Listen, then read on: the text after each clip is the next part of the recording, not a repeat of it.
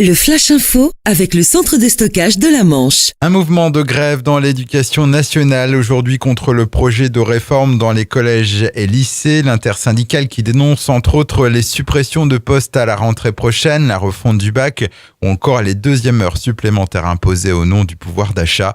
Un rassemblement est prévu cet après-midi, place de la République devant l'hôtel de ville de Cherbourg à 14h30. Justice pour avoir escroqué 70 pharmacies en plus de 3 ans. Une jeune femme de 30 ans comparaissait mardi dernier devant le tribunal correctionnel de Cherbourg. Elle utilisait des fausses ordonnances ou modifiait ces dernières, arnaquant ainsi la caisse primaire d'assurance maladie.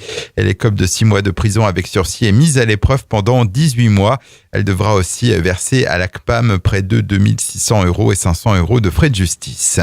Le forum des métiers et des formations se poursuit ce jeudi à la Cité de la Mer. Débuté hier dans la grande halle de l'ancienne gare transatlantique, 14 pôles vous attendent avec des professionnels, des démonstrations et des activités spécifiques. L'entrée est libre et gratuite. 5000 personnes sont attendues sur les 2 jours. Ouverture de 8h30 à 12h ce jeudi et de 13h30 à 17h. Le bailleur social Presqu'île Habitat à Cherbourg en Cotentin, confronté à la présence de punaises de lit dans certains des logements dont il a la charge. Conséquence, il lance un appel d'offres pour la détection et le traitement de ces insectes. Les entreprises devront répondre avant le 4 février. On vous en parlait hier, un raton laveur a été découvert en début de semaine à Flamanville, piégé dans les barbelés de la centrale. D'abord secouru, il a ensuite été décidé d'euthanasier l'animal car l'espèce est classée comme nuisible en France.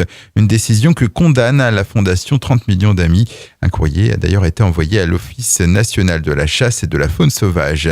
Et puis du foot, pour terminer, le Stade Malherbe de Caen se qualifie pour les 8e de finale de la Coupe de France. Match sérieux pour le club normand qui s'impose sur le terrain des amateurs de Viry-Châtillon.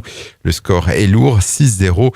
Le tirage au sort du prochain tour doit avoir lieu ce soir. Les rencontres se joueront les mardis 5 et mercredi 6 février.